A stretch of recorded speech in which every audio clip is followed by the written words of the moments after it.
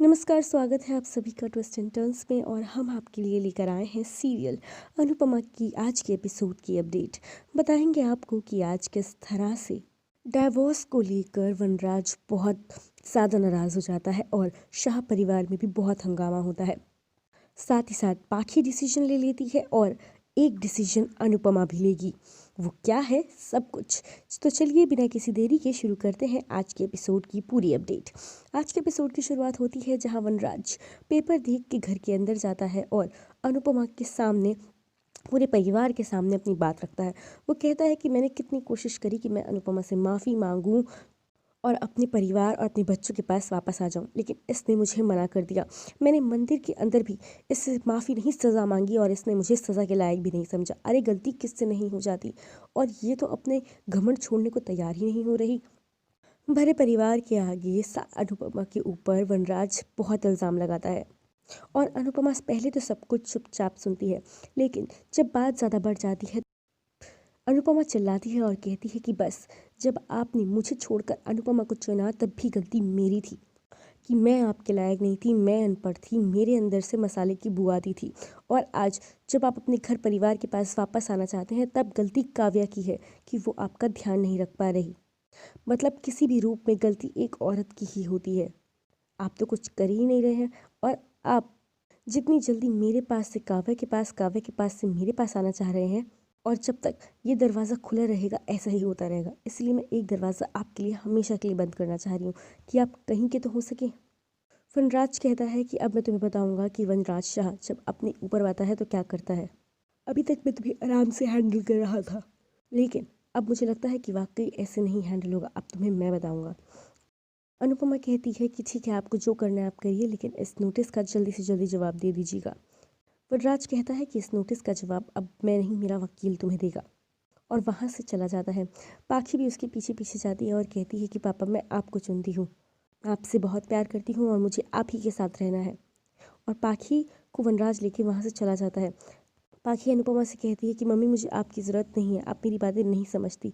अनुपमा कहती है कि हाँ ठीक है, तुझे तेरे पापा के साथ रहना है, तू रह, तेरे पापा तेरा बहुत ध्यान रखेंगे, लेकिन ध्यान रखना वो तुझे किसी चीज़ के लिए रोकेंगे नहीं, तुझे ही सब कुछ संभलना पड़ेगा। और पाखी को लेकर वनराज वहाँ से चला जाता है। यहाँ जब पाखी काव्या के घर पहुँचती है तो काव्या समझ जाती है कि वनराज के लिए उसके बच्चे और उसकी फैमिली क्या है। इसीलिए काव्या पाखी को बहुत अच्छे से ट्रीट करती है, और वो ये भी सोचती है कि कहीं अनुपमा ने पाखी को जान के तो यहाँ नहीं भेजा कि मैं और वनराज साथ में क्वालिटी टाइम स्पेंड ना कर पाए। कहती है ऐसा हो भी सकता है, लेकिन वो पाखी को बहुत प्यार से ट्रीट करती है, जिसे वह देख कर वनराज खुश हो जाता है। यहाँ अनुपमा को समझाने की बहुत कोशिश करती है। वो कहती है कि जो हुआ वो हुआ, लेकिन इस उम्र में अगर तू डाइवोर्स लेगी तो समाज हंसेगा, हम पर सवाल पूछेगा। और अनुपमा को अलग अलग तरह से फिर से समझाने लगती है, लेकिन अनुपमा कहती है कि जो समाज मेरे आंसू पोंछने नहीं आया वो मुझसे सवाल पूछने आएगा। जिस समाज को मेरी परवाह नहीं है, मुझे उस समाज की परवाह नहीं है। अगर मुझे किसी की परवाह है तो अपनी और अपनों की। और आप इतनी देर से, इतनी सब होने के बाद भी मुझे अलग अलग तरीक़ों से सिर्फ एक ही बात समझा रही हैं कि धोखा है तो झेलो और भूल जाओ और वापस अपनी घर गृहस्थी चलाओ। लेकिन औरत सिर्फ दो चीज़ों से बनती है, या तो सम्मान से या प्यार से। प्यार तो बचा ही नहीं, और सम्मान भी चला गया तो मैं बिखर जाऊंगी। वह अनुपमा पे बहुत चिल्लाती है, और अनुपमा साफ साफ मना कर देती है कि वो अपने फैसले से नहीं पलटेगी। यहाँ बाहर समर नंदिनी से बात करता है, इतने में उसके गली के लड़के उसके पापा और मम्मी को लेके मजाक उड़ाते हैं और कहते हैं कि तू भी अपनी गर्लफ्रेंड की सुन जैसे तेरे बाप ने सुनी। वो जैसे अपनी गर्लफ्रेंड के पीछे दुम हिलाता हुआ चला गया, तू भी चले जा। और समर उन लड़कों की बहुत पिटाई करता है। इतने में घर वाले बाहर आते हैं और तोशु उन लड़कों को मारता है, और किंजल और नंदिनी भी उन लड़कों को पीटती हैं।